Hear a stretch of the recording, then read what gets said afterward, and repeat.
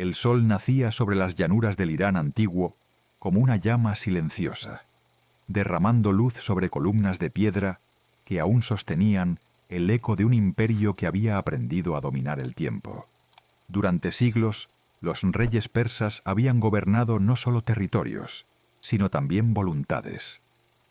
Desde las montañas de Anatolia hasta los valles del Indo, todo parecía responder al pulso de una sola corona. Sin embargo, bajo esa apariencia de eternidad, algo comenzaba a fracturarse. El imperio persa no cayó de un solo golpe. Su declive fue una acumulación de tensiones invisibles que se extendieron como grietas bajo la superficie de mármol.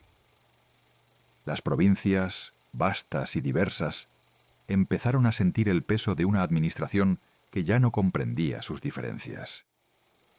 Los sátrapas, antes fieles administradores del orden imperial, comenzaron a actuar con ambiciones propias. La lealtad se transformó en cálculo y el deber en oportunidad. En las cortes, el lujo creció en proporciones desmedidas. Banquetes interminables, intrigas palaciegas y rivalidades dinásticas erosionaban la claridad de mando. Los reyes, rodeados de consejeros y cortesanos, se alejaban cada vez más de las realidades del campo de batalla y del murmullo inquieto de sus dominios. Cada decisión tardía, cada orden confusa, debilitaba una maquinaria que había sido diseñada para funcionar con precisión absoluta. Mientras tanto, en el oeste, un joven conquistador observaba. No veía al imperio persa como una fortaleza inexpugnable, sino como un gigante fatigado. Había aprendido de sus debilidades antes de enfrentarlo. Sus tropas no eran más numerosas, pero sí más cohesionadas. Donde los persas dudaban, él avanzaba. Donde ellos defendían, él transformaba la guerra en movimiento. El primer choque no fue decisivo, pero reveló algo esencial. El mito de invencibilidad había desaparecido. Los ejércitos persas, acostumbrados a imponer presencia, se vieron obligados a resistir. Y resistir no era su naturaleza. Las derrotas comenzaron a acumularse, no solo en el campo militar, sino en la moral de quienes aún creían en la estabilidad del imperio. Las ciudades, que alguna vez abrieron sus puertas en señal de respeto, ahora lo hacían por conveniencia. El poder persa ya no inspiraba temor, sino incertidumbre.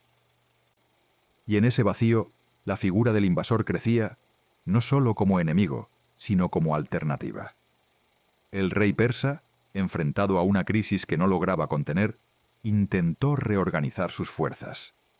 Convocó ejércitos, prometió recompensas, apeló al honor. Pero las palabras ya no tenían el mismo peso. La estructura que había sostenido al imperio durante generaciones se había vuelto rígida, incapaz de adaptarse a la velocidad del cambio. En el corazón del imperio, las decisiones se volvieron desesperadas. Movimientos erráticos, estrategias fragmentadas, alianzas que nacían débiles y morían rápidamente. Cada intento de recuperación revelaba una verdad más profunda. El problema no era la guerra, sino el propio sistema que la enfrentaba. La batalla final no fue simplemente un enfrentamiento de ejércitos, sino el colapso de una era. Cuando las fuerzas persas se dispersaron, no solo se perdió un territorio, sino una identidad construida durante siglos. Las ciudades cayeron, los palacios fueron abandonados, y los símbolos del poder se transformaron en ruinas. Pero la caída del imperio persa no fue un final absoluto. Fue una transformación. Las estructuras administrativas, las ideas de gobierno, incluso las rutas comerciales, sobrevivieron bajo nuevas manos. El conquistador no destruyó todo, absorbió, reinterpretó y continuó. En los silencios posteriores a la caída, en los campos donde aún reposaban los restos de la última resistencia, comenzó a gestarse otra historia. Una donde el legado persa no desaparecía, sino que se dispersaba, infiltrándose en las nuevas formas de poder que surgirían. Y así, el imperio que una vez dominó el mundo no murió en un instante, sino que se disolvió en el tiempo, dejando atrás no solo ruinas, sino cimientos invisibles que seguirían sosteniendo civilizaciones futuras. El humo aún no se había disipado sobre los campos donde el destino del imperio había cambiado, cuando comenzaron a revelarse las verdaderas consecuencias de la derrota. No eran los cadáveres ni las armas abandonadas lo que definía el nuevo orden, sino el silencio inquietante que se extendía por las antiguas rutas imperiales. Donde antes circulaban mensajeros del gran rey, ahora avanzaban exploradores extranjeros, midiendo distancias, evaluando fortalezas, tomando nota de cada ciudad como si ya les perteneciera. En las provincias orientales, la noticia llegó fragmentada, distorsionada por el miedo y la distancia. Algunos gobernadores se negaron a creerla. Otros comprendieron de inmediato que el centro ya no existía como fuerza dominante. Sin órdenes claras, comenzaron a actuar por instinto. Unos proclamaron fidelidad al nuevo poder antes incluso de verlo. Otros intentaron erigir pequeños reinos sobre los restos de su autoridad local. Así, el imperio no solo había sido vencido desde fuera, sino que empezaba a desintegrarse desde dentro. El rey, reducido a una figura errante, se desplazaba con lo que quedaba de su corte. Ya no era el eje del mundo, sino un símbolo en fuga. Cada ciudad que atravesaba debía decidir si abrirle las puertas o sellarlas definitivamente. En algunos lugares fue recibido con respeto, en otros con vacilación, y en más de uno con traición. El poder que antes emanaba de su presencia se había convertido en una sombra que ya no protegía a nadie. Mientras tanto, el conquistador no se apresuraba. Comprendía que la caída física del imperio era solo una parte del proceso. Lo verdaderamente decisivo era ocupar su estructura mental, reemplazar la idea misma de autoridad. Permitió que muchas instituciones continuaran funcionando, pero bajo su nombre. No destruyó los sistemas de recaudación ni las redes de comunicación. Los utilizó. Así, la transición no fue un corte abrupto, sino una absorción calculada. En Babilonia, uno de los corazones simbólicos del antiguo orden, se produjo un momento que marcaría el rumbo de todo lo que vendría después. No hubo resistencia significativa. Las puertas se abrieron, no por debilidad, sino por reconocimiento de lo inevitable. Allí, el nuevo líder no actuó como un invasor, sino como heredero. Adoptó rituales, respetó templos, habló el lenguaje del poder que reemplazaba. Fue en ese gesto donde muchos comprendieron que el imperio no había sido simplemente destruido, sino reinterpretado. Pero no todos aceptaron esa transición.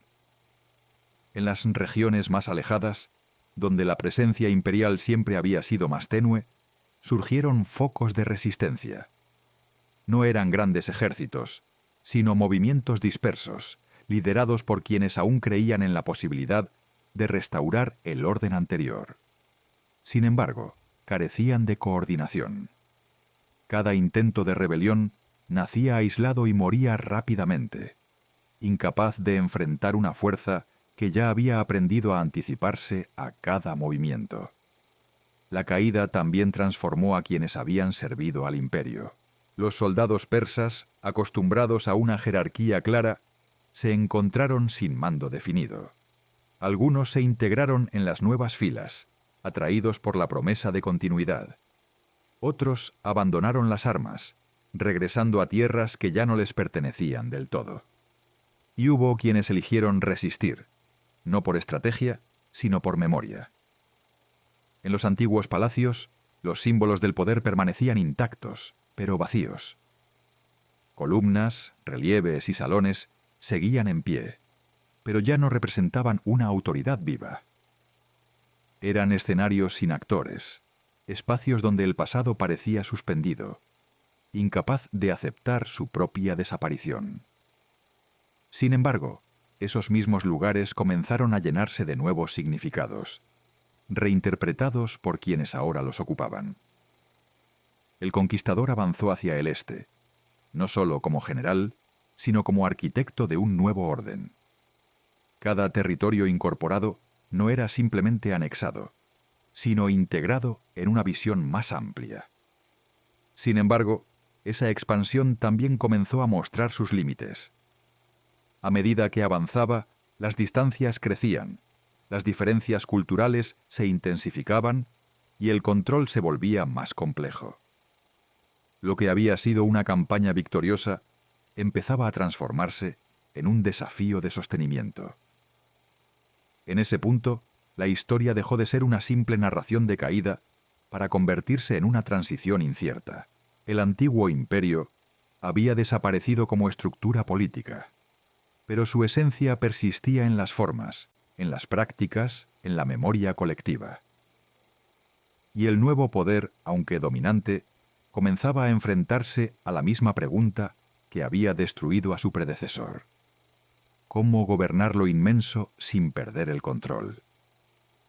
Así, entre ruinas habitadas y ciudades que cambiaban de lealtad como quien cambia de estación, el mundo antiguo entraba en una nueva fase. No era un renacimiento, ni una continuidad pura, sino una mezcla compleja donde cada elemento del pasado encontraba una nueva función. Y en esa transformación, silenciosa pero imparable, el eco del imperio persa seguía presente, no como fuerza dominante, sino como una sombra persistente que influiría en cada decisión, en cada conquista, en cada intento de construir algo que, inevitablemente, también estaría destinado a cambiar. El avance hacia el este no fue un simple desplazamiento geográfico, sino una inmersión en territorios donde el antiguo imperio persa había tejido su red más compleja de lealtades, tributos y equilibrios invisibles. Allí, en las satrapías más alejadas, el poder no se medía en proclamaciones, sino en la capacidad de mantener la estabilidad entre pueblos distintos, lenguas múltiples y tradiciones profundamente arraigadas. Era precisamente en esos lugares donde la herencia persa mostraba su mayor sofisticación, y donde su ausencia comenzaba a sentirse con mayor intensidad. Las caravanas seguían cruzando los caminos que unían Asia con el corazón del antiguo imperio, pero algo había cambiado en su ritmo. Ya no transportaban solo mercancías, sino también rumores, historias sobre ciudades que habían cambiado de manos sin resistencia, sobre gobernadores que juraban fidelidad a un nuevo señor antes de conocer su rostro, sobre ejércitos que avanzaban con una disciplina desconocida. Cada relato alteraba la percepción del poder, debilitando aún más lo que quedaba del orden anterior. En las montañas y desiertos, lejos de las grandes capitales, surgieron figuras que intentaron reconstruir lo perdido. No eran reyes coronados ni herederos legítimos, sino líderes locales que entendían el lenguaje de su tierra mejor que cualquier corte lejana. Algunos lograron reunir pequeñas fuerzas, apelando a la memoria del imperio y al orgullo de sus pueblos. Pero sus esfuerzos carecían de un centro común. Cada intento de restauración nacía con una visión distinta, y esa fragmentación los condenaba desde el inicio. Mientras tanto, el conquistador comenzaba a transformarse. Ya no era solo el joven general que desafiaba a un gigante, sino el gobernante de un territorio que superaba cualquier experiencia previa. Su corte se volvió más compleja, incorporando consejeros persas, adoptando costumbres que antes le eran ajenas. En sus decisiones se percibía una tensión constante entre dos mundos: el impulso de avanzar y la necesidad de consolidar. Fue en ese proceso donde surgieron los primeros signos de conflicto interno. Sus propios hombres, aquellos que lo habían seguido desde el inicio, comenzaron a cuestionar los cambios.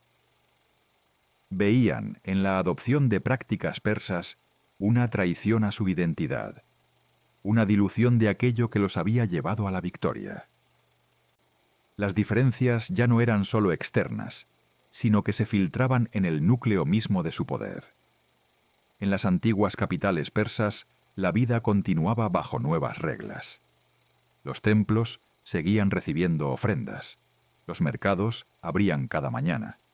Los escribas registraban transacciones con la misma precisión de siempre. Pero cada acto cotidiano estaba impregnado de una nueva realidad. Los nombres en los decretos habían cambiado. Las órdenes provenían de otra voz. Y aunque las estructuras se mantenían, su significado se había transformado. El destino del último rey persa se convirtió en un símbolo de esa transición. Ya no representaba una amenaza militar, sino una idea que debía desaparecer para que el nuevo orden se consolidara por completo.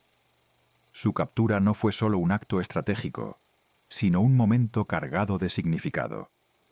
El fin definitivo de una legitimidad que había gobernado durante generaciones. Sin embargo, incluso en ese instante, la caída no fue absoluta. Quienes presenciaron el final del rey no vieron solo una derrota, sino el cierre de una era que había dado forma a su mundo. Algunos lo lamentaron en silencio, otros lo aceptaron como inevitable, pero nadie permaneció indiferente. Porque con él no desaparecía solo un hombre, sino una forma de entender el poder. A medida que el nuevo imperio se extendía, comenzó a enfrentar los mismos desafíos que habían debilitado al anterior. La distancia entre el centro y las periferias crecía. Las decisiones tardaban en llegar. Las realidades locales exigían respuestas que no siempre podían ser dadas desde una autoridad lejana.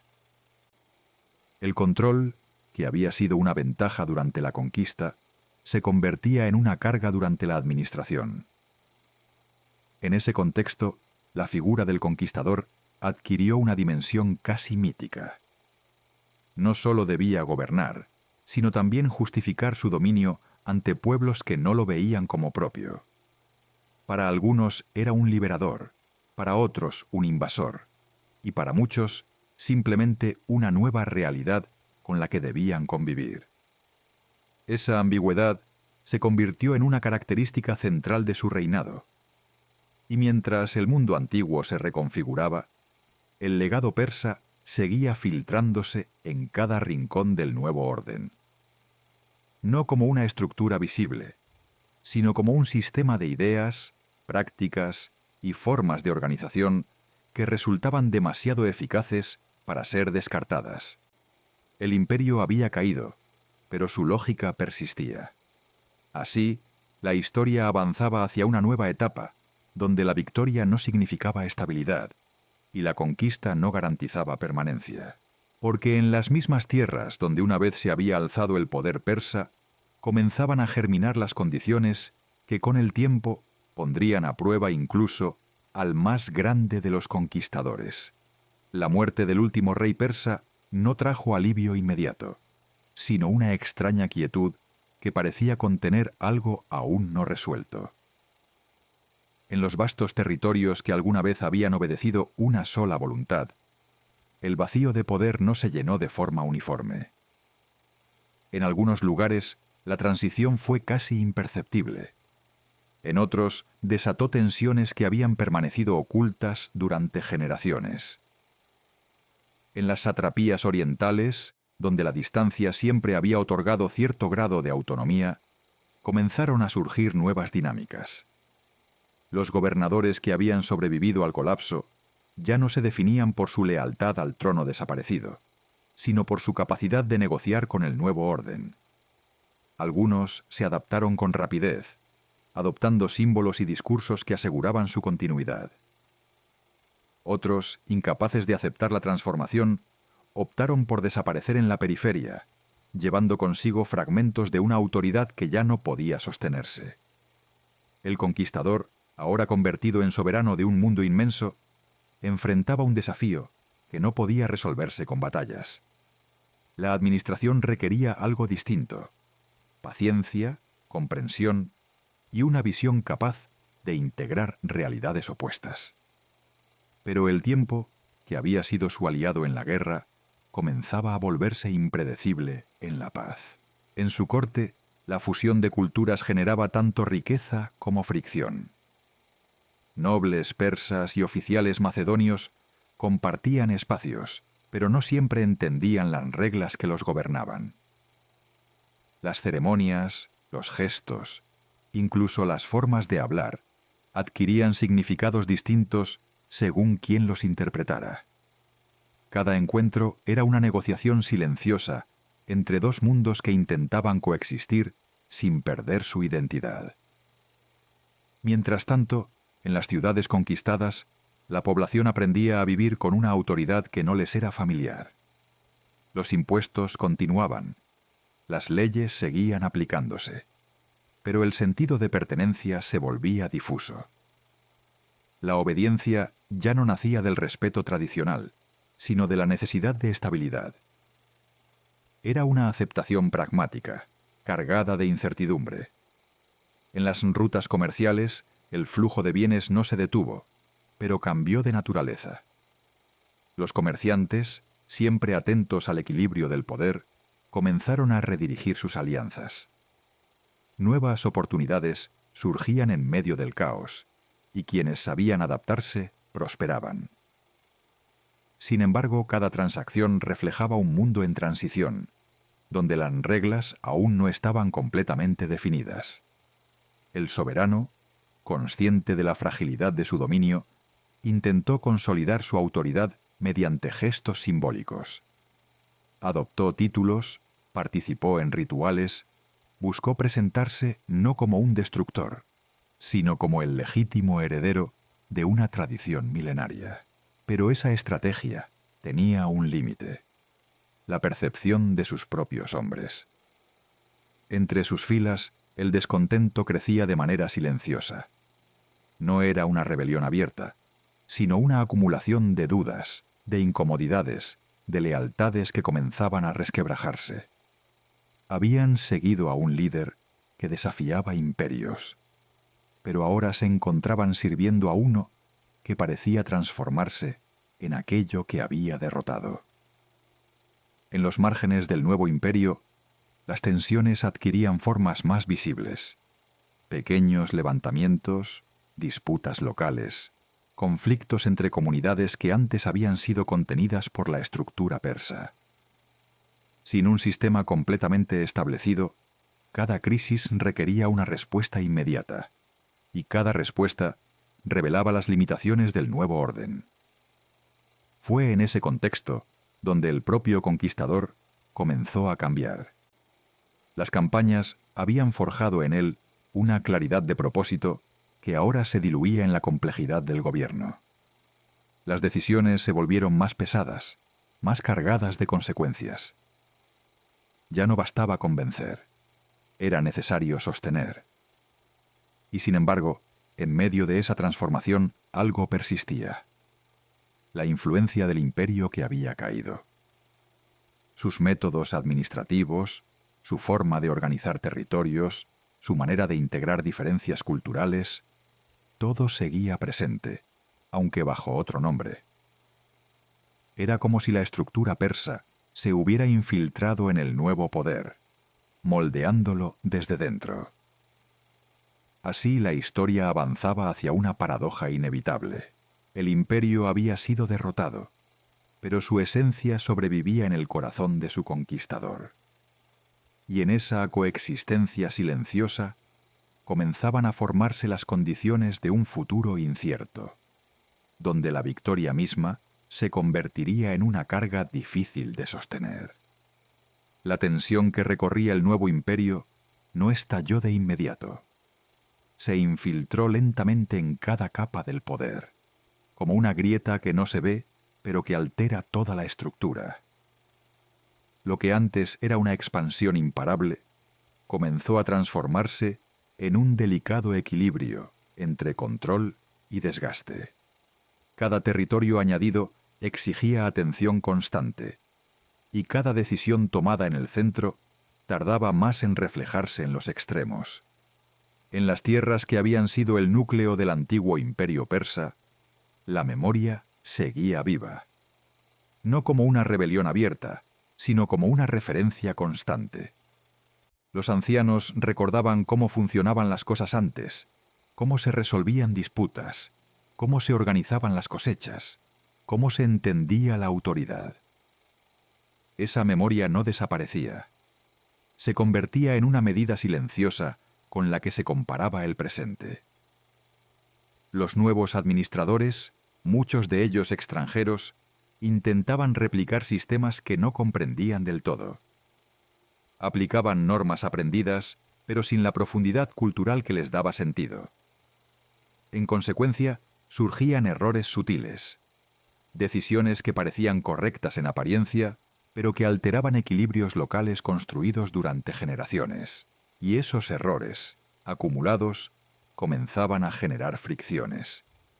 En el interior del poder, la figura del soberano adquiría un peso cada vez más solitario. Rodeado de consejeros de distintas procedencias, escuchaba voces que no siempre coincidían. Cada recomendación implicaba una elección, y cada elección dejaba a alguien fuera. La unidad que había definido sus campañas se fragmentaba en intereses que competían por influencia. Las celebraciones, que antes marcaban victorias, comenzaron a tener un tono distinto. Ya no eran momentos de euforia colectiva, sino rituales cuidadosamente organizados para proyectar estabilidad. Detrás de cada gesto ceremonial se escondía la necesidad de afirmar un control que ya no era absoluto. En las fronteras más lejanas, el problema adquiría otra forma. Allí, donde la presencia del poder central era tenue, la autoridad se negociaba día a día. Líderes locales aceptaban la nueva dominación siempre que ésta no interfiriera demasiado en sus asuntos. Pero esa aceptación era frágil. Bastaba una decisión mal calculada, un impuesto excesivo o una intervención innecesaria para que la lealtad se transformara en resistencia. El ejército, que había sido el instrumento principal de la conquista, también comenzó a cambiar. Ya no avanzaba con la misma claridad de propósito. Sus funciones se diversificaban: mantener el orden, sofocar disturbios, proteger rutas. Esa dispersión debilitaba su cohesión. Los soldados, acostumbrados a campañas definidas, se enfrentaban ahora a una guerra difusa, sin un enemigo claro, sin un final visible. En ese contexto comenzaron a surgir tensiones más profundas entre los distintos grupos que conformaban el nuevo imperio. No eran enfrentamientos abiertos, sino diferencias en la forma de entender el poder, la lealtad y la identidad. Cada grupo llevaba consigo su propia historia, sus propias expectativas, y esas diferencias, antes contenidas por la dinámica de la conquista, ahora emergían con fuerza. El soberano intentó responder con una visión integradora. Promovió matrimonios, mezcló élites, buscó crear una identidad común que trascendiera las divisiones. Pero ese proyecto requería tiempo, y el tiempo comenzaba a escasear. Porque mientras se construía esa nueva identidad, las tensiones seguían creciendo. En los antiguos centros del poder persa, la arquitectura permanecía como un recordatorio constante de lo que había sido.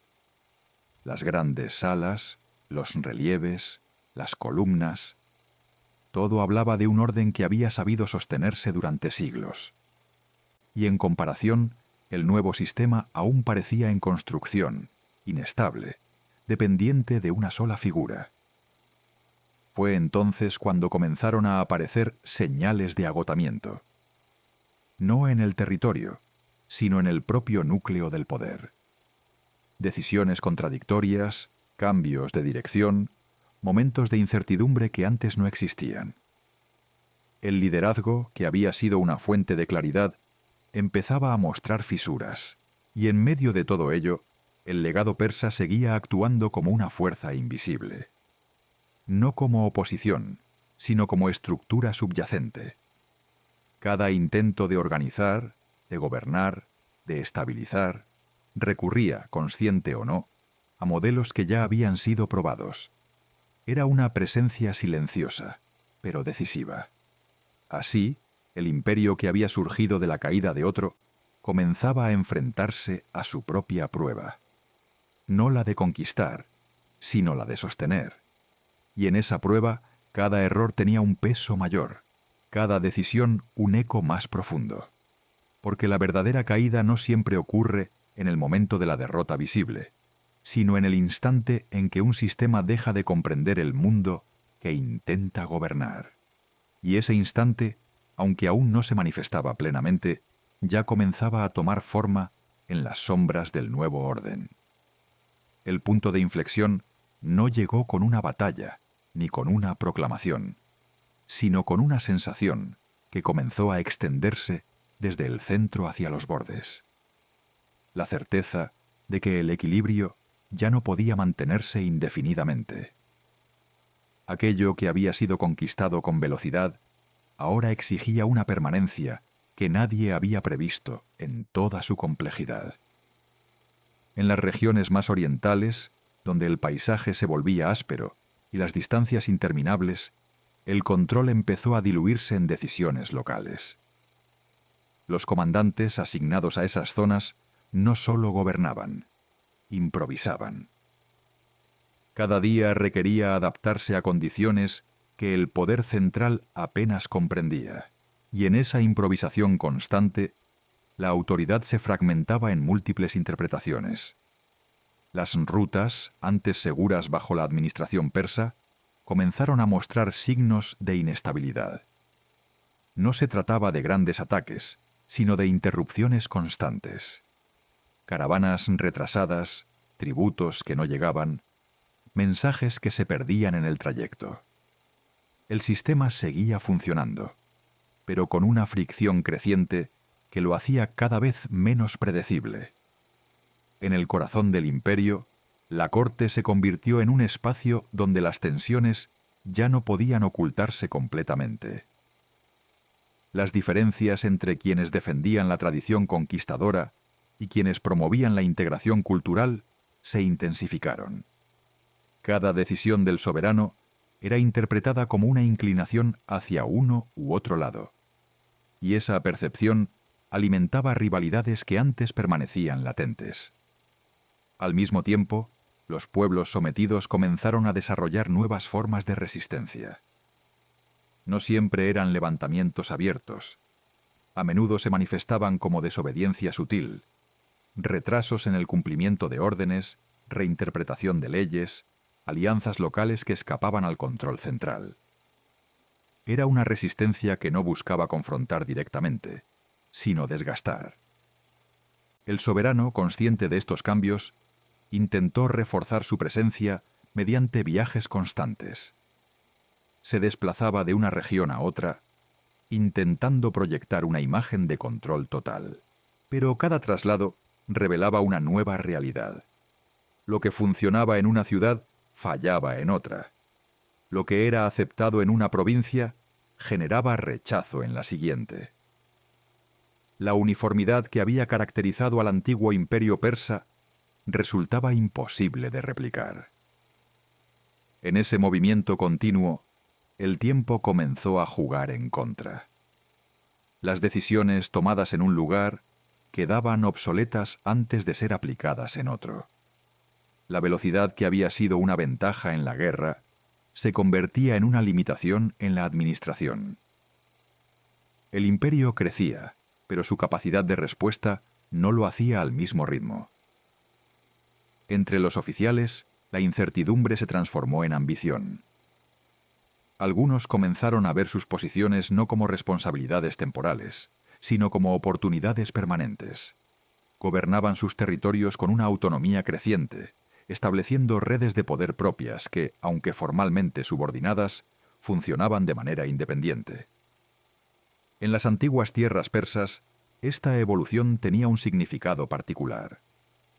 Lo que antes había sido un sistema organizado en torno a una autoridad central, comenzaba a recordar los tiempos anteriores a la unificación. No era un retorno completo al pasado, pero sí una señal de que la cohesión se estaba debilitando. El ejército, disperso y sobrecargado de funciones, empezó a perder su identidad original. Ya no era una fuerza unificada con un objetivo claro, sino una serie de unidades distribuidas por todo el territorio, cada una enfrentando desafíos distintos. La disciplina se mantenía, pero la motivación se fragmentaba. En ese contexto, surgieron episodios que revelaban la fragilidad del sistema. Conflictos internos, decisiones impulsivas, castigos ejemplares que buscaban restaurar el orden, pero que, en realidad, exponían la falta de control. Cada incidente dejaba una marca, una evidencia de que el equilibrio se sostenía más por inercia que por solidez. Y sin embargo, el legado persa seguía presente, actuando como un marco invisible que aún daba coherencia al conjunto. Las divisiones administrativas, los métodos de recaudación, la organización territorial, todo seguía basado en un modelo que había demostrado su eficacia durante siglos. Pero ahora, ese modelo era aplicado por manos que no siempre comprendían su lógica interna. Así, el imperio avanzaba hacia una fase donde la tensión entre expansión y estabilidad alcanzaba un punto crítico. No había una crisis única, sino una acumulación de pequeñas fracturas que, juntas, comenzaban a alterar la estructura completa.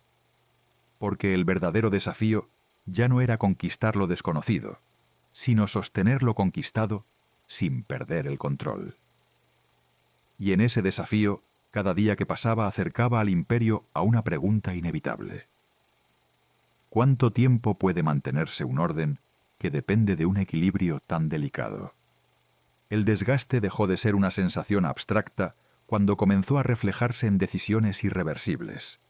No eran errores aislados, sino elecciones que alteraban el curso de los acontecimientos de forma visible. El equilibrio que había sostenido al nuevo imperio empezaba a inclinarse, no hacia un colapso inmediato, sino hacia una inestabilidad que ya no podía ocultarse bajo ceremonias ni proclamaciones. En una de las regiones más estratégicas, un conflicto interno entre oficiales reveló hasta qué punto la unidad se había debilitado. No se trataba de una rebelión abierta contra el soberano, sino de una disputa por autoridad que escaló más allá de cualquier control. Las órdenes se contradecían, las tropas dudaban, y por primera vez desde el inicio de la conquista, el enemigo no estaba fuera, sino dentro. Ese episodio no fue sofocado con rapidez. Al contrario, dejó una huella que se extendió por todo el imperio. Otros comandantes comenzaron a observar, a calcular, a preguntarse hasta dónde podían actuar sin consecuencias inmediatas. La lealtad, que antes era incuestionable, empezó a transformarse en una variable dependiente de circunstancias. En las ciudades, la población percibía estos cambios con una claridad distinta. No necesitaban conocer los detalles de las disputas internas para sentir sus efectos. Bastaba con ver la incertidumbre en los mercados, las variaciones en los impuestos, las decisiones contradictorias de las autoridades locales. La estabilidad, que había sido el argumento principal del nuevo orden, comenzaba a desdibujarse. El soberano, enfrentado a esta realidad, respondió con una mezcla de firmeza y urgencia. Castigó a algunos, recompensó a otros, intentó reafirmar su control mediante acciones que debían ser ejemplares. Pero cada intervención tenía un doble efecto. Restauraba el orden en un punto, mientras lo debilitaba en otro. Porque en un sistema tan vasto, ninguna decisión era completamente contenida. Al mismo tiempo, la presión sobre su figura aumentaba. Ya no era solo el líder que había conquistado, sino el único punto de cohesión de un imperio que dependía de su presencia constante. Esa centralización extrema convertía cualquier debilidad personal en un riesgo estructural. En los territorios más alejados, la autonomía de los gobernantes locales alcanzó un nuevo nivel.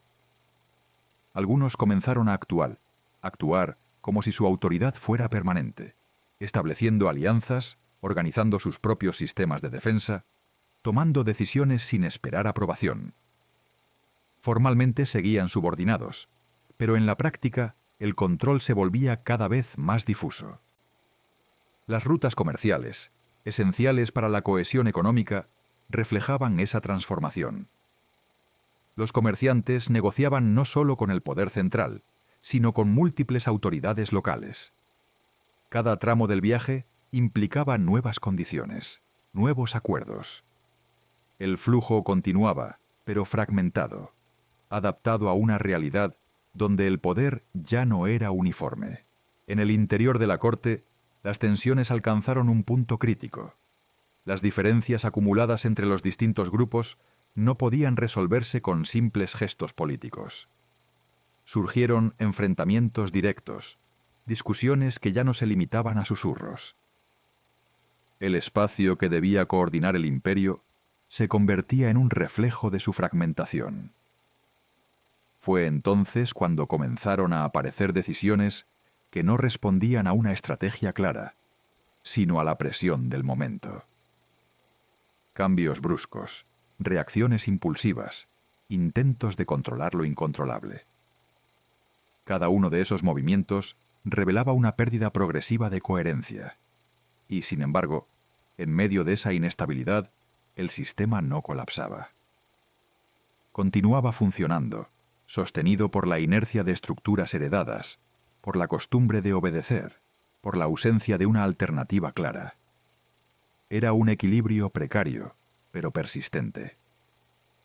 El legado del antiguo imperio persa seguía siendo la base invisible que evitaba una caída inmediata. Sus métodos, su organización, su forma de integrar territorios, todo seguía operando, aunque deformado por las nuevas condiciones.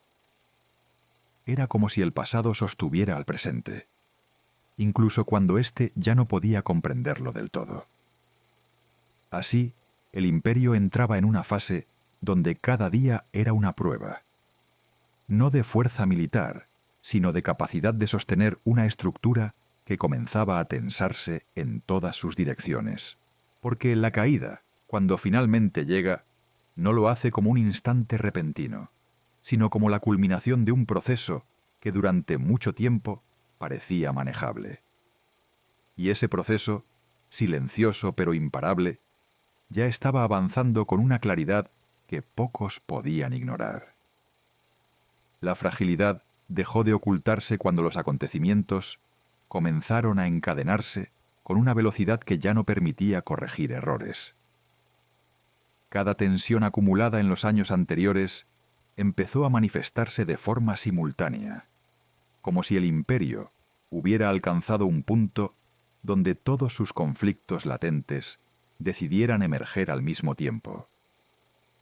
En una de las regiones clave, un levantamiento local, que en otro momento habría sido contenido con rapidez, se prolongó más de lo esperado.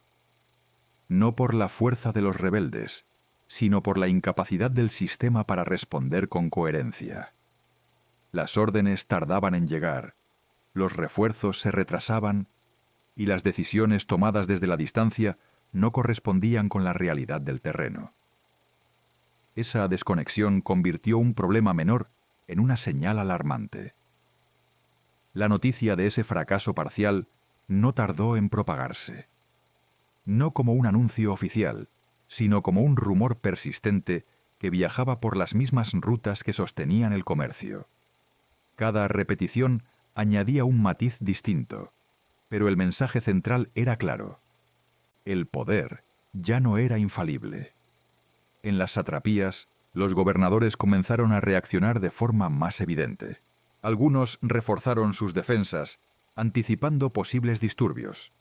Otros iniciaron contactos discretos con líderes locales, buscando asegurar su posición en caso de un cambio mayor. La obediencia se transformaba en estrategia y la lealtad en una herramienta negociable. El soberano, enfrentado a múltiples focos de tensión, intentó recuperar la iniciativa. Reorganizó mandos, redistribuyó fuerzas, emitió decretos que buscaban reafirmar el control. Pero cada una de estas acciones encontraba resistencia en la realidad.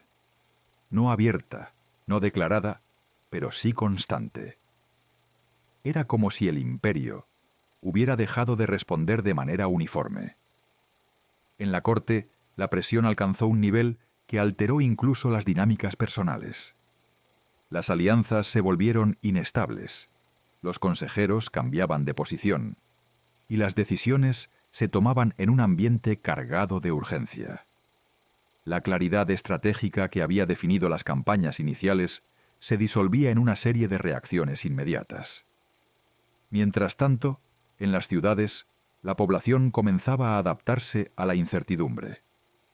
Los comerciantes diversificaban sus rutas, los artesanos ajustaban su producción, las familias tomaban decisiones pensando en escenarios cambiantes. La estabilidad dejaba de ser una expectativa y se convertía en una excepción. El ejército, extendido por todo el territorio, enfrentaba un desgaste que ya no podía compensarse con disciplina. Las tropas, separadas, con funciones distintas y objetivos difusos, comenzaban a perder la cohesión que las había hecho invencibles. La confianza entre unidades disminuía, y con ella la capacidad de actuar como un solo cuerpo. En ese contexto, surgieron episodios que marcaron un cambio definitivo. No grandes derrotas, sino fallos acumulativos. Una ciudad que no respondía a una orden, una guarnición que actuaba por cuenta propia, un acuerdo local que contradecía una política central. Cada uno de esos hechos era pequeño en sí mismo, pero juntos formaban un patrón imposible de ignorar. El soberano, consciente de la magnitud del problema, intensificó su presencia. Se desplazó con mayor frecuencia, intervino directamente en conflictos, intentó imponer una visión que unificara el conjunto. Pero esa intervención constante tenía un costo. Cada región que abandonaba volvía a mostrar signos de inestabilidad. En las antiguas tierras persas, esta situación tenía un significado particular. Allí, donde el sistema anterior había logrado una integración duradera, la comparación era inevitable. No como nostalgia, sino como evidencia de que algo esencial se había perdido en la transición. Y sin embargo, incluso en ese momento crítico, el imperio no colapsaba. Seguía funcionando, sostenido por estructuras que, aunque debilitadas, aún conservaban su forma. Era una resistencia basada en la costumbre, en la inercia, en la falta de una ruptura definitiva. Pero esa resistencia tenía un límite, porque cada sistema, por más complejo que sea, depende de su capacidad de adaptarse. Y cuando esa capacidad se reduce, cuando las respuestas llegan tarde o no llegan, el proceso de caída deja de ser una posibilidad para convertirse en una certeza en desarrollo. Así el imperio avanzaba hacia una fase donde ya no se trataba de evitar la crisis, sino de determinar cómo y cuándo se manifestaría plenamente. Y en ese avance, cada día añadía una nueva señal, un nuevo indicio de que el final, aunque aún no visible en su totalidad, se acercaba con una inevitabilidad que comenzaba a imponerse sobre cualquier intento de control. La inevitabilidad dejó de ser una sospecha cuando los acontecimientos comenzaron a alinearse en una dirección única. Ya no se trataba de múltiples problemas dispersos, sino de un patrón claro que atravesaba todo el imperio. Cada región, cada ciudad, cada estructura de poder empezaba a mostrar el mismo síntoma. Una desconexión creciente entre autoridad y realidad. En el centro, las decisiones se acumulaban con una rapidez que superaba la capacidad de ejecutarlas. Decretos que buscaban restaurar el orden llegaban tarde o se encontraban con condiciones que los hacían inaplicables. Lo que en otro tiempo habría sido una instrucción precisa, ahora se convertía en una sugerencia que cada territorio interpretaba a su manera. En las satrapías, esa interpretación se transformó en acción. Los gobernadores dejaron de esperar directrices claras y comenzaron a establecer sus propias reglas. No proclamaban independencia, pero actuaban como si la tuvieran. Ajustaban impuestos, negociaban con líderes locales, organizaban defensas sin consultar. Era una autonomía silenciosa, pero profundamente significativa. Las rutas comerciales reflejaban esa transformación con una claridad brutal. Los comerciantes, siempre sensibles al cambio, comenzaron a priorizar acuerdos locales sobre la autoridad central. Cada tramo del camino implicaba nuevas condiciones, nuevos riesgos, nuevas negociaciones. El comercio no se detenía, pero dejaba de ser un sistema unificado. En las ciudades, la población empezó a reorganizar su vida en función de esa fragmentación. Las lealtades se volvieron pragmáticas.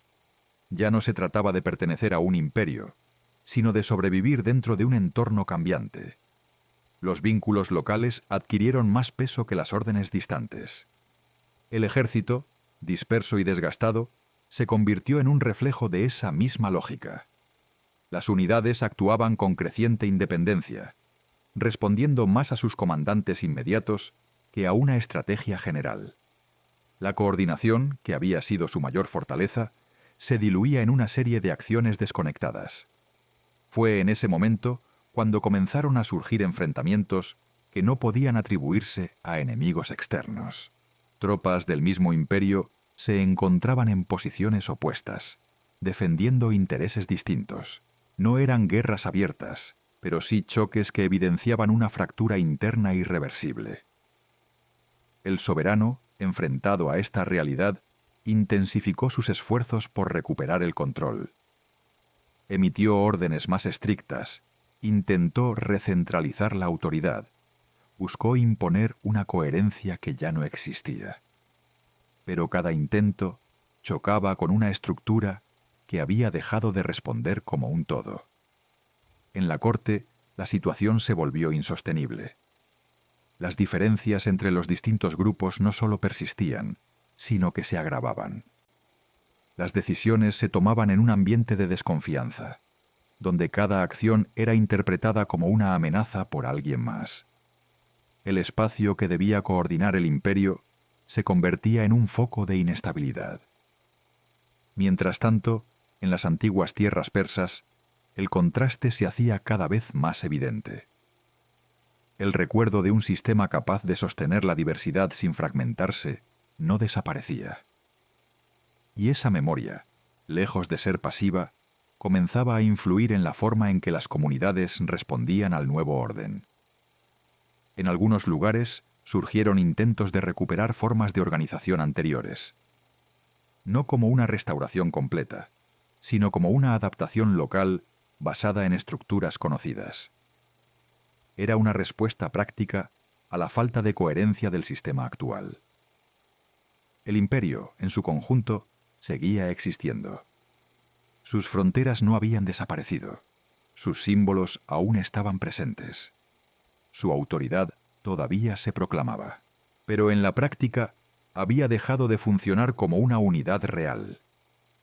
Y en ese punto, la caída dejó de ser un evento futuro para convertirse en un proceso en curso. No había un momento único que la definiera, sino una acumulación de cambios que, juntos, alteraban la naturaleza misma del poder. Porque un imperio no cae solo cuando pierde sus territorios, sino cuando deja de ser capaz de ejercer su autoridad de manera coherente.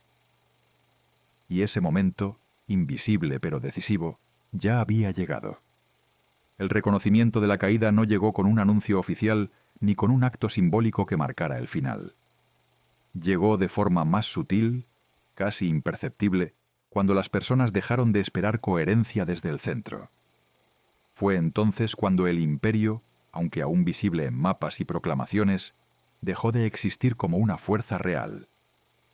En las regiones más distantes, los gobernadores comenzaron a actuar con una certeza nueva. Ya no habría una intervención decisiva que corrigiera sus decisiones. Esa ausencia transformó su comportamiento. Lo que antes se hacía con cautela, ahora se ejecutaba con determinación. Se establecieron sistemas propios, se consolidaron alianzas locales y el poder dejó de fluir hacia un único punto. En las ciudades, el cambio se reflejaba en la vida cotidiana. Las autoridades locales adquirían mayor protagonismo, resolviendo conflictos sin recurrir a instancias superiores. Las leyes se adaptaban a las necesidades inmediatas, y las normas imperiales se aplicaban solo cuando resultaban útiles. Era una descentralización práctica, nacida de la necesidad más que de una ideología. El comercio, siempre sensible al equilibrio del poder, terminó de confirmar la transformación. Las rutas dejaron de responder a una lógica imperial y comenzaron a reorganizarse en función de acuerdos regionales. Los comerciantes ya no buscaban protección en una autoridad lejana, sino en pactos concretos con quienes controlaban cada tramo del camino. El ejército, fragmentado en múltiples frentes, dejó de ser una herramienta de unidad. Cada unidad respondía a su entorno inmediato, a las decisiones de su comandante, a las condiciones específicas del territorio.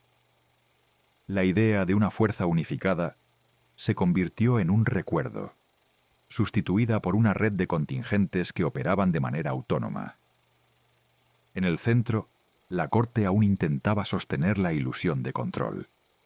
Se emitían decretos, se organizaban ceremonias, se proyectaba una imagen de continuidad. Pero esas acciones ya no tenían el mismo efecto. Eran gestos que no lograban atravesar la distancia que separaba al poder de la realidad. El soberano, enfrentado a esta desconexión, comenzó a percibir algo que antes no existía: la imposibilidad de revertir el proceso. No se trataba de una derrota concreta, sino de una pérdida progresiva de influencia. Cada intento de restaurar el orden encontraba un sistema que ya había cambiado demasiado.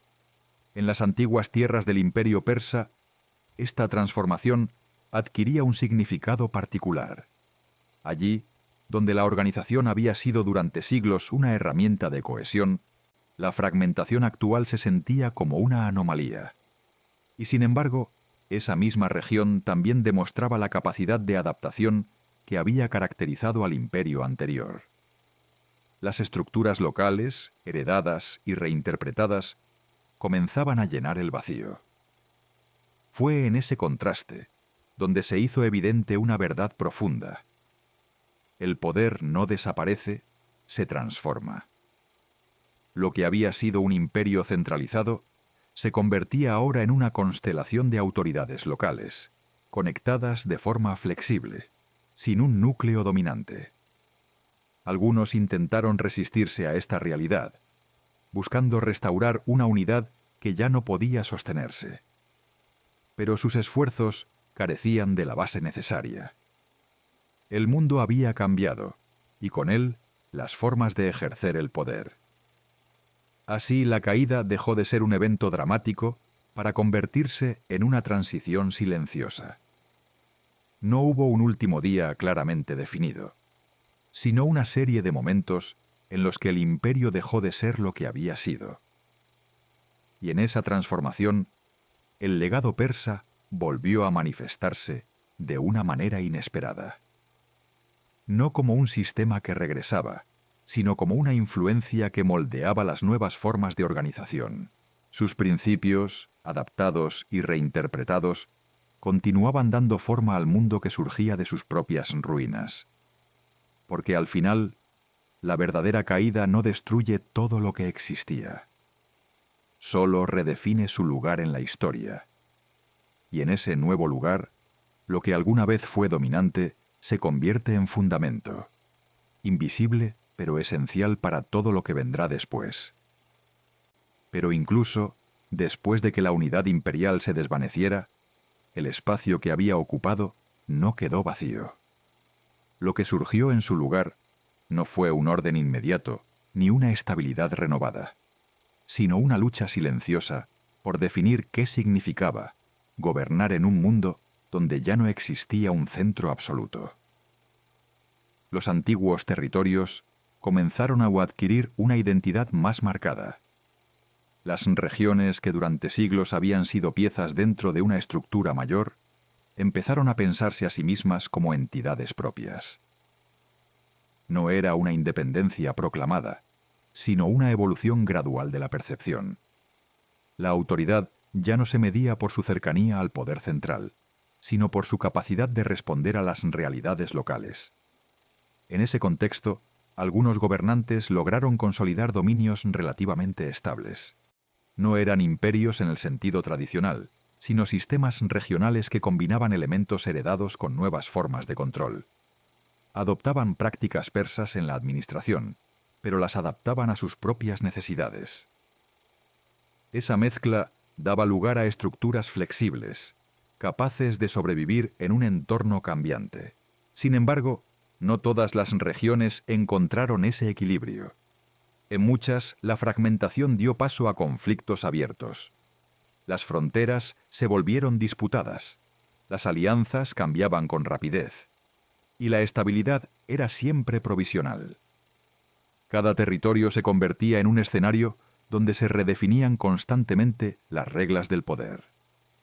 El recuerdo del antiguo imperio persa seguía actuando como una referencia, no como un modelo que pudiera ser restaurado, sino como una medida de lo que alguna vez había sido posible.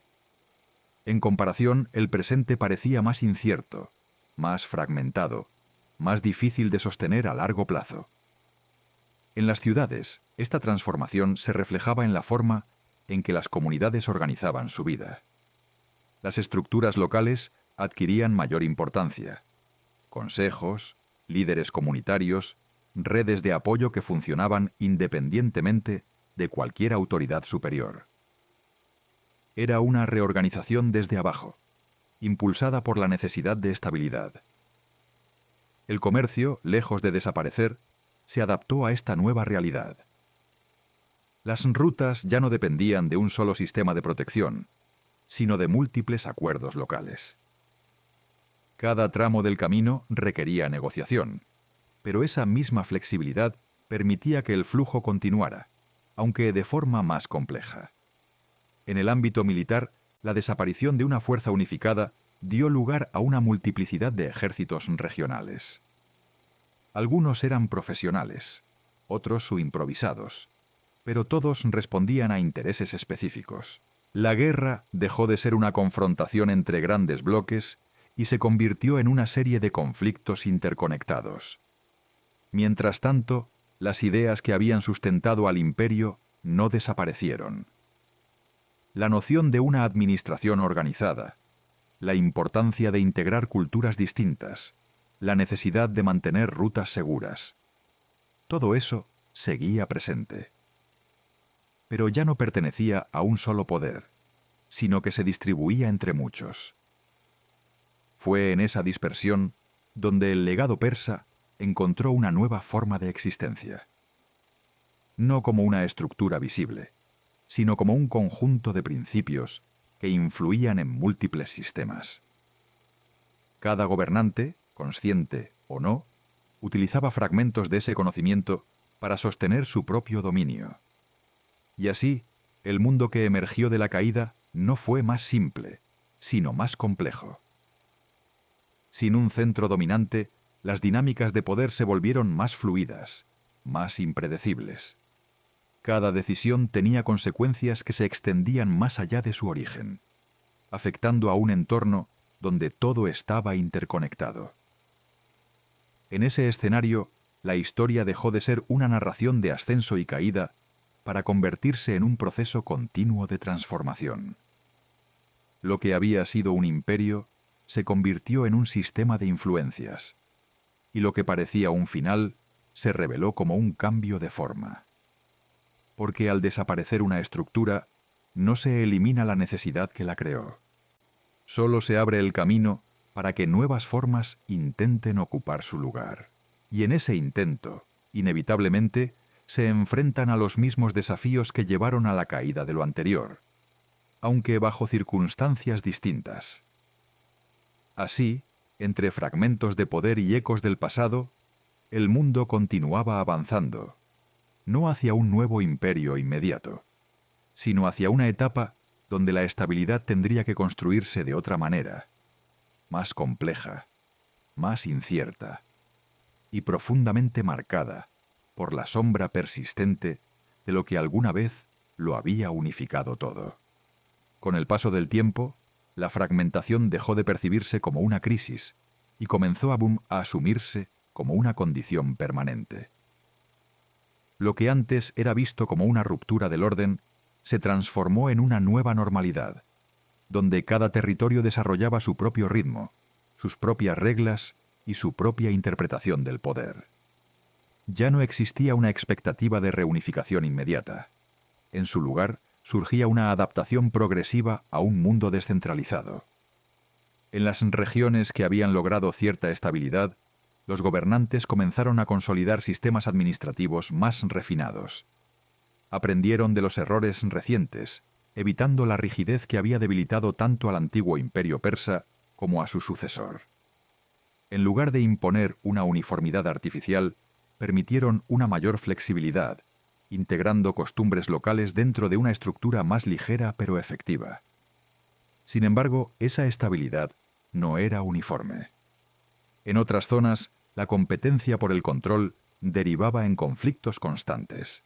Las alianzas se formaban y se rompían con rapidez. Y la autoridad se medía no solo por la capacidad de gobernar, sino por la habilidad de adaptarse a cambios repentinos.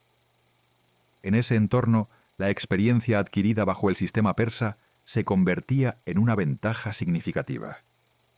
Quienes habían comprendido su lógica podían replicar parte de su eficacia, aunque en escalas menores. Las ciudades más importantes comenzaron a destacar como centros de poder autónomos. No dependían completamente de un territorio amplio, sino de su capacidad para atraer comercio, conocimiento y población. En ellas, el legado persa se manifestaba en la organización urbana, en la gestión de recursos, en la forma de mantener el orden sin recurrir constantemente a la fuerza. El comercio, lejos de debilitarse, alcanzó una nueva etapa de sofisticación. La ausencia de un control central obligó a los mercaderes a desarrollar redes más complejas, basadas en confianza, reputación y acuerdos múltiples. Cada ruta se convirtió en un sistema dinámico, donde la seguridad dependía de relaciones construidas cuidadosamente a lo largo del tiempo. En este nuevo contexto, la figura del gobernante también cambió. Ya no podía depender únicamente de la autoridad heredada o de la fuerza militar. Necesitaba comprender las dinámicas locales, anticipar conflictos, negociar constantemente. El poder se volvió más relacional, menos absoluto. A nivel cultural, la mezcla de influencias alcanzó un punto donde las identidades comenzaron a transformarse. Elementos persas, locales y de los conquistadores se entrelazaban, dando lugar a nuevas formas de expresión, nuevas tradiciones, nuevas maneras de entender el mundo. No era una simple superposición, sino una integración que redefinía las bases mismas de la sociedad. En las antiguas estructuras imperiales, ahora reutilizadas o abandonadas, se podía observar esa transición con claridad. Algunos palacios se convirtieron en centros administrativos locales, otros en símbolos de un pasado que ya no podía recuperarse. Cada piedra, cada relieve, adquiría un nuevo significado según el contexto en el que se encontraba. Mientras tanto, las generaciones más jóvenes crecían sin haber conocido el imperio en su forma original. Para ellas, la fragmentación no era una pérdida, sino el estado natural de las cosas. Sus referencias no eran las grandes estructuras centralizadas, sino las realidades inmediatas de sus comunidades. Esa diferencia de percepción marcaba un cambio profundo en la forma de entender el poder y la pertenencia. Sin embargo, el pasado no desaparecía por completo. Seguía presente en relatos, en prácticas heredadas, en decisiones que, aunque adaptadas, conservaban una lógica antigua. Era una influencia que no imponía, pero que orientaba. En ese mundo en transformación comenzaron a surgir nuevas ambiciones. Algunos líderes, observando la dispersión del poder, imaginaron la posibilidad de reconstruir algo más grande. No necesariamente un imperio idéntico al persa, pero sí una estructura capaz de superar la fragmentación. Esos intentos, aún incipientes, revelaban que la idea de unidad no había desaparecido, solo estaba en pausa. Y así, entre estabilidad local y aspiraciones mayores, el legado del imperio persa continuaba evolucionando. No como un recuerdo estático, sino como una fuerza dinámica que seguía moldeando el presente. Porque incluso después de la caída, la historia no se detiene. Solo cambia de dirección, buscando nuevas formas de organizar el mundo, nuevas maneras de sostener lo que alguna vez pareció eterno. A medida que las nuevas generaciones crecían en un mundo sin centro, la memoria del imperio comenzó a transformarse en algo distinto. Ya no era un recuerdo político, sino una referencia cultural. Lo que antes había sido una estructura de poder se convertía ahora en un conjunto de ideas, relatos y prácticas que circulaban entre pueblos que ya no compartían una autoridad común. En algunos territorios, esta memoria fue utilizada de manera estratégica. Los gobernantes locales, conscientes del peso simbólico del pasado, comenzaron a presentarse como herederos indirectos de aquella grandeza. No reclamaban una continuidad directa, pero sí adoptaban elementos que les otorgaban legitimidad. Formas de administración, títulos, ceremonias que evocaban una autoridad más antigua y respetada. En otros lugares, sin embargo, la relación con ese pasado era más ambigua. Las comunidades que habían sufrido bajo el control imperial reinterpretaron su historia como una liberación. Para ellas, la fragmentación no era una pérdida, sino una oportunidad para redefinir su identidad sin la presión de una estructura dominante. Esa diversidad de perspectivas hacía imposible cualquier intento de reconstruir una narrativa única. Mientras tanto, las rutas que conectaban estos territorios seguían activas, pero ahora transportaban algo más que bienes. Ideas, costumbres y formas de organización viajaban de un lugar a otro, mezclándose, adaptándose. El legado persa, fragmentado, se difundía de manera horizontal, influyendo sin imponerse. En ese flujo constante surgieron centros que comenzaron a destacar no por su tamaño, sino por su capacidad de atraer y reorganizar esas influencias.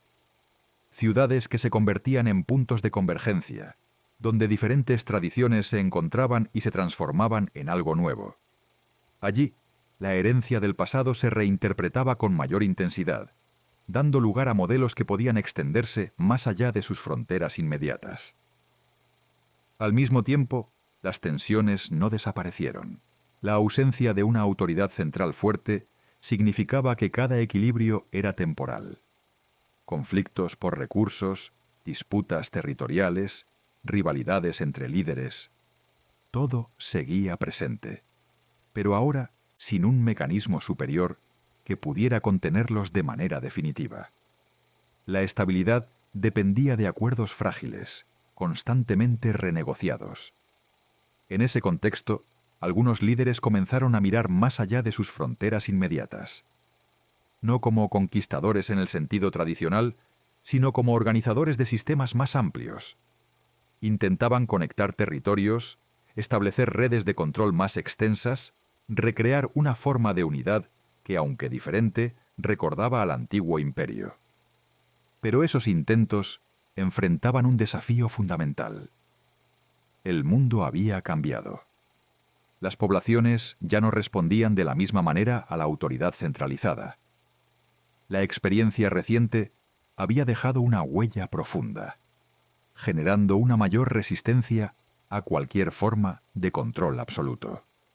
En las antiguas tierras persas, este fenómeno se manifestaba con particular claridad. Allí, donde el imperio había alcanzado su mayor sofisticación, la fragmentación no significaba caos total, sino una reorganización compleja. Las estructuras locales, apoyadas en una tradición administrativa sólida, lograban mantener cierto grado de orden incluso sin un centro dominante. Ese contraste con otras regiones mostraba hasta qué punto el legado persa seguía influyendo en el presente, no como un sistema visible, sino como una base que permitía construir nuevas formas de organización con mayor eficacia. A medida que pasaba el tiempo, esa influencia comenzó a integrarse de manera tan natural que dejó de ser reconocida como algo externo. Se convirtió en parte del tejido mismo de las sociedades que habían surgido tras la caída. Las prácticas, las ideas, los métodos, todo se incorporaba sin necesidad de ser nombrado. Y en ese proceso, la historia del Imperio persa adquiría una nueva dimensión. Ya no era solo el relato de su ascenso y caída, sino el origen de múltiples caminos que continuaban desarrollándose en paralelo. Cada región, cada comunidad, llevaba consigo una parte de ese legado, reinterpretándolo según sus propias necesidades. Así, el mundo que había surgido de la fragmentación no era un vacío, sino una red en constante movimiento. Un espacio donde el pasado no desaparecía, sino que se transformaba en una fuerza dispersa, capaz de influir sin dominar, porque incluso cuando un imperio deja de existir como entidad política, su verdadera permanencia no reside en sus fronteras, sino en su capacidad de adaptarse, de fragmentarse y de sobrevivir en formas que ya no pueden ser contenidas por una sola definición. Con el paso de los años, aquello que había comenzado como una dispersión del poder empezó a revelar una nueva dinámica más profunda: la competencia entre modelos de organización. Ya no se trataba solo de gobernar territorios, sino de demostrar qué forma de poder podía sostenerse mejor en un mundo sin centro único. En algunas regiones, los sistemas flexibles demostraron una notable resistencia. Gobernantes que comprendían la importancia de negociar, en lugar de imponer, lograron mantener equilibrios más duraderos. No controlaban vastos imperios, pero sí territorios donde la estabilidad no dependía de la fuerza constante, sino de acuerdos bien construidos. Esa forma de gobierno, influida por la experiencia persa, pero adaptada a nuevas realidades, comenzó a consolidarse como una alternativa viable. Sin embargo, en otras zonas, la ambición tomó un rumbo distinto. Surgieron líderes que no estaban dispuestos a aceptar la fragmentación como destino permanente. Observaban el pasado no como una advertencia, sino como un desafío. Si un imperio había logrado unificar territorios tan diversos, ¿por qué no intentar hacerlo de nuevo, pero con una estructura distinta? Esos intentos no se manifestaron de inmediato como grandes campañas militares.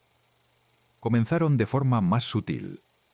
Alianzas estratégicas, absorción gradual de territorios vecinos, construcción de redes de influencia que superaban los límites tradicionales. Era una expansión que no buscaba destruir, sino integrar. En ese proceso, el legado persa volvió a cobrar protagonismo, pero de una manera transformada. Los nuevos aspirantes a la unificación no imitaban el modelo antiguo de forma exacta. Aprendían de sus debilidades, evitaban la rigidez excesiva, introducían mecanismos más adaptativos, intentaban equilibrar control y autonomía. Pero esa misma ambición generaba tensiones inevitables. Las regiones que habían desarrollado su propia estabilidad no estaban dispuestas a someterse fácilmente a una nueva autoridad. La memoria de la caída anterior actuaba como una advertencia constante. Cada intento de expansión encontraba resistencia, no solo militar, sino también cultural y política. En las ciudades, estas tensiones se traducían en cambios visibles. Algunas se alineaban con los nuevos proyectos de unificación, buscando seguridad y oportunidades. Otras defendían su autonomía, fortaleciendo sus estructuras internas y evitando compromisos que pudieran comprometer su independencia. El comercio, nuevamente, se convirtió en un indicador clave de estas transformaciones. Las rutas que conectaban territorios comenzaron a reorganizarse en torno a los centros emergentes de poder. Allí donde se percibía estabilidad, el flujo aumentaba. Donde había conflicto, se desviaba. Así, el mapa económico empezaba a reflejar las nuevas dinámicas políticas. En el plano militar, los ejércitos también evolucionaron. Ya no eran simples fuerzas de conquista, sino herramientas complejas que combinaban defensa, control territorial y proyección de poder.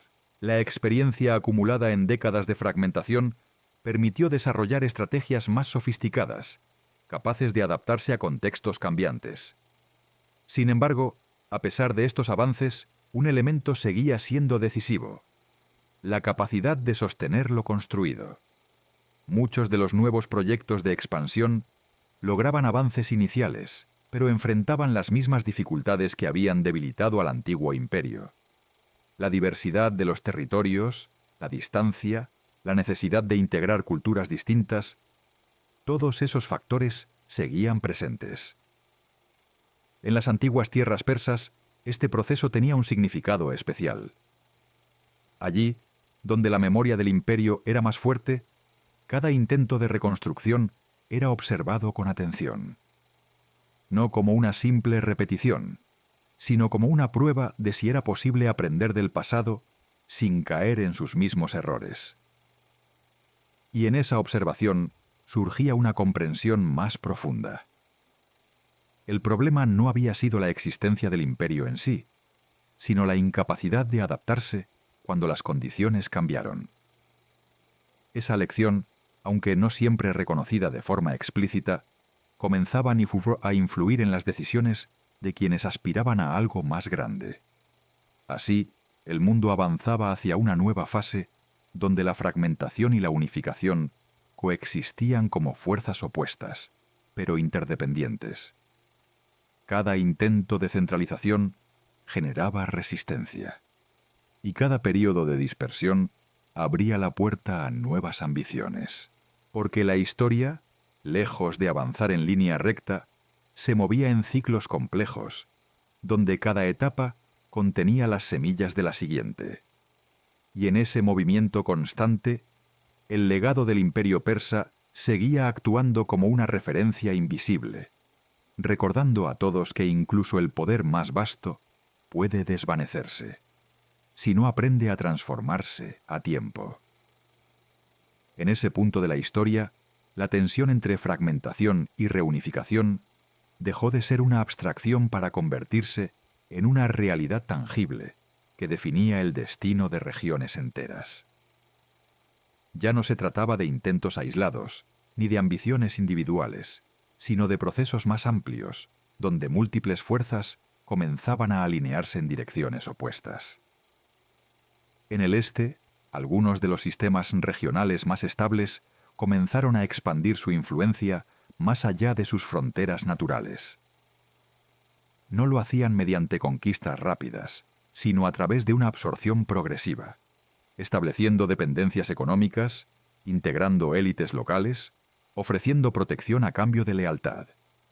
Era una forma de poder más sutil, pero no menos efectiva. En contraste, otras regiones respondieron fortaleciendo sus propias estructuras internas.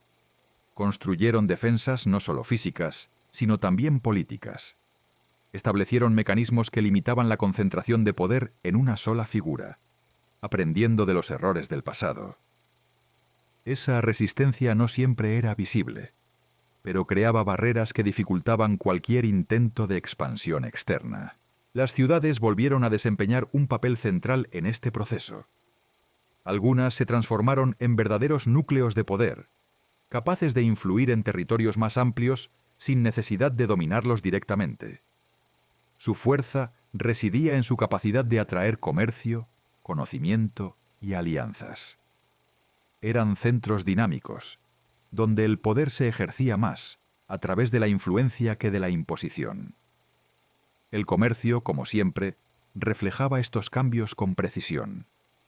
Las rutas comenzaron a consolidarse alrededor de estos nuevos centros, creando redes que no dependían de un solo sistema, sino de múltiples puntos de estabilidad. Esa red, compleja y adaptable, se convirtió en la base de una nueva forma de organización económica. Sin embargo, a medida que algunos territorios crecían en influencia, la competencia entre ellos se intensificaba. Ya no era una lucha por sobrevivir, sino por definir el futuro. Cada sistema buscaba demostrar que su modelo era más eficiente, más duradero, más capaz de sostener la diversidad sin colapsar. En ese contexto, el legado persa volvió a adquirir relevancia, pero ahora como un conjunto de lecciones más que como un modelo a imitar. La idea de una administración eficiente, la importancia de las rutas de comunicación, la integración de culturas distintas, todo eso seguía siendo valioso. Pero también lo era el recuerdo de lo que había fallado. La rigidez, la sobreextensión, la dependencia excesiva de un centro. Los nuevos líderes, conscientes de esta dualidad, intentaban construir sistemas que combinaran lo mejor de ambos mundos. Buscaban un equilibrio entre control y flexibilidad, entre unidad y autonomía.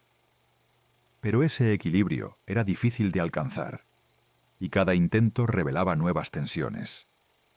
En las regiones donde estos experimentos tenían éxito, surgía una estabilidad relativa que atraía población y recursos. En aquellas donde fracasaban, el resultado era un retorno al conflicto, a la fragmentación, a la incertidumbre.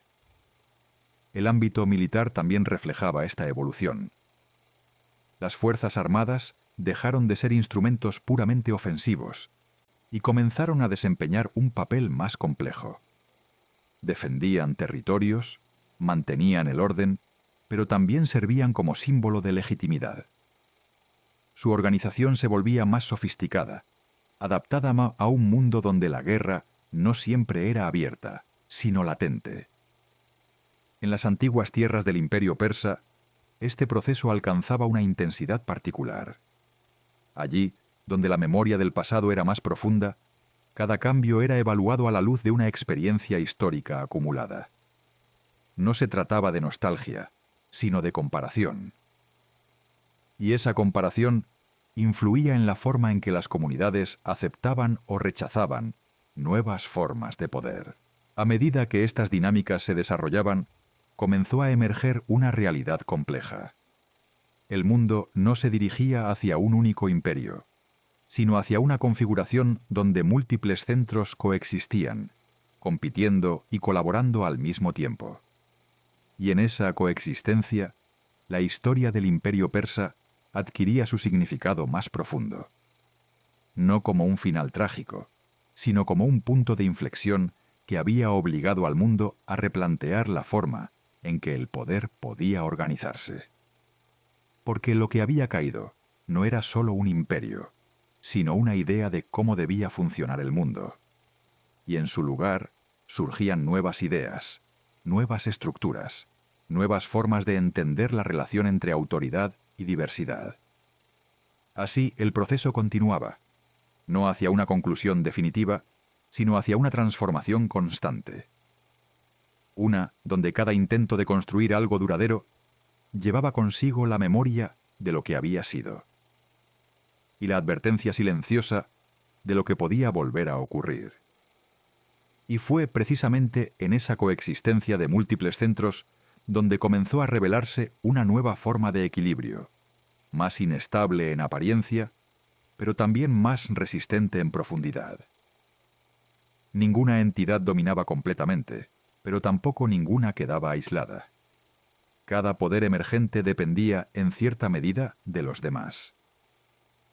En este entramado, la diplomacia adquirió un papel que antes había sido secundario frente a la fuerza.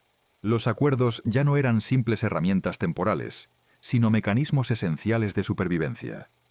Las alianzas se negociaban con una precisión casi estratégica, considerando no solo el presente, sino las posibles reacciones en cadena que podían desencadenar. Algunos líderes comprendieron que la estabilidad no residía en expandirse sin límites, sino en saber hasta dónde hacerlo. Establecieron fronteras flexibles, zonas de influencia donde el control no era absoluto, pero sí suficiente para garantizar equilibrio. Esta nueva lógica contrastaba con la expansión continua que había caracterizado al imperio persa en su apogeo. Sin embargo, no todos aprendieron esa lección. En ciertos territorios, la ambición volvió a imponerse sobre la prudencia. Líderes convencidos de que podían superar las limitaciones del pasado, iniciaron campañas más agresivas, intentando imponer una autoridad centralizada sobre regiones que ya habían desarrollado una fuerte identidad propia. Esos intentos generaron reacciones inmediatas. Las comunidades, acostumbradas a una autonomía relativa, respondieron con resistencia. No siempre organizada, pero sí persistente. Era una oposición que no buscaba derrotar completamente al invasor, sino desgastarlo, obligarlo a adaptarse o a retirarse. En ese contexto, el tiempo se convirtió en un factor decisivo. Los sistemas que lograban sostenerse no eran necesariamente los más poderosos, sino los más adaptables. Aquellos capaces de modificar sus estructuras, de aprender de sus errores, de integrar diferencias sin destruirlas. Las antiguas tierras del imperio persa seguían siendo un escenario clave para observar estos procesos. Allí, donde la experiencia histórica era más rica, surgieron modelos que combinaban tradición y cambio con mayor eficacia. No eran réplicas del pasado, sino evoluciones que aprovechaban lo aprendido. En las ciudades, esta evolución se hacía visible en la forma en que se organizaba la vida pública. Las instituciones locales se fortalecían, los mecanismos de resolución de conflictos se volvían más complejos y la participación de distintos grupos en la toma de decisiones aumentaba. Era una forma de gobernar menos vertical, pero más integrada. El comercio, nuevamente, actuaba como un hilo conductor entre estos mundos diversos. Las redes se expandían no en función de un poder dominante, sino de múltiples puntos de estabilidad. Cada nodo de esa red tenía su propia importancia, y su interacción creaba un sistema que, aunque fragmentado, funcionaba de manera sorprendentemente eficiente. En el ámbito militar, la transformación continuaba. Las guerras ya no eran necesariamente totales, sino limitadas, enfocadas en objetivos específicos. La destrucción completa de un enemigo dejaba de ser siempre el objetivo principal. En muchos casos, se buscaba su integración o neutralización dentro de un sistema más amplio. Pero incluso en medio de esta evolución, una constante permanecía: la tensión entre control y libertad. Cada sistema debía decidir hasta qué punto imponer orden y hasta qué punto permitir autonomía. Y en esa decisión se definía su capacidad de perdurar. A medida que estas dinámicas se desarrollaban, el recuerdo del imperio persa adquiría una claridad nueva. Ya no se veía solo como un modelo de grandeza, sino como una advertencia compleja. Mostraba tanto lo que era posible lograr como los riesgos de no adaptarse a tiempo. Esa doble lección influía, consciente o inconscientemente, en quienes intentaban construir algo duradero. Cada decisión, cada estructura, cada alianza llevaba consigo esa memoria, aunque no siempre se reconociera abiertamente. Y así, el mundo continuaba transformándose, no hacia un punto final, sino hacia una configuración cada vez más compleja. Una donde el poder no se concentraba en un solo lugar, sino que se distribuía, se negociaba, se reinventaba constantemente. Porque después de la caída de un imperio, lo que queda no es un vacío, sino un espacio lleno de posibilidades. Y en ese espacio, la historia sigue escribiéndose, no como una repetición del pasado, sino como una búsqueda continua de nuevas formas de equilibrio. Y finalmente, sin un estruendo que lo anunciara al mundo, el proceso alcanzó su punto irreversible. No hubo una última batalla que sellara el destino, ni un decreto que declarara el final. Lo que ocurrió fue más profundo: la desaparición definitiva de la idea de un centro único capaz de sostenerlo todo. Para entonces, el espacio que alguna vez había sido el imperio persa ya no podía ser contenido dentro de una sola definición. Se había convertido en una red de realidades entrelazadas, donde cada región, cada ciudad, cada comunidad operaba según sus propias lógicas, pero aún conectadas por hilos invisibles heredados del pasado. En las antiguas capitales, las piedras permanecían inmóviles, pero su significado había cambiado por completo. Ya no eran símbolos de poder absoluto, sino testigos de una transformación que ningún gobernante había podido detener. Las columnas que una vez sostuvieron la grandeza, ahora sostenían la memoria. Los sistemas que habían surgido tras la caída ya no intentaban restaurar lo perdido. Habían comprendido, aunque no siempre de forma consciente, que el mundo había cruzado un umbral. La unidad ya no podía imponerse desde arriba. Debía construirse desde la interacción constante entre múltiples fuerzas. En ese nuevo orden, el poder dejó de ser una estructura rígida para convertirse en un proceso dinámico. Gobernar ya no significaba controlar todo, sino influir, negociar, adaptarse. Aquellos que entendieron esta transformación lograron sostener sus dominios. Quienes no, desaparecieron con la misma rapidez con la que habían surgido. El legado persa, lejos de extinguirse, alcanzó su forma más duradera precisamente en ese momento final. Ya no como imperio, ni siquiera como modelo explícito, sino como una lógica profundamente integrada en la forma en que el mundo funcionaba. Sus principios sobrevivieron porque dejaron de pertenecer a un solo poder. En las rutas, en las ciudades, en las decisiones cotidianas de gobernantes y comunidades, esa herencia seguía presente. No como una sombra pesada, sino como una estructura invisible que permitía que todo lo demás existiera. Y así, lo que había comenzado como la caída de un imperio terminó revelándose como algo distinto. Una transformación del concepto mismo de poder. El mundo no quedó fragmentado en ruinas, sino reorganizado en una complejidad nueva, donde ninguna fuerza podía dominar por completo, pero todas podían influir. El imperio persa, en su desaparición, no dejó un vacío, sino un mapa. Un mapa de posibilidades, de errores, de aprendizajes que seguirían siendo utilizados mucho después de que su nombre dejara de pronunciarse como una autoridad viva. Porque algunas caídas no destruyen, sino que liberan. No borran lo que fue, sino que lo dispersan en formas que pueden sobrevivir al tiempo. Y en ese sentido, el imperio persa no terminó en el momento de su derrota. Continuó, fragmentado, adaptado, silencioso, en cada sistema que aprendió, consciente o no, a sostener lo diverso sin quebrarse, o a enfrentar, inevitablemente, el mismo destino que una vez alcanzó a los más grandes.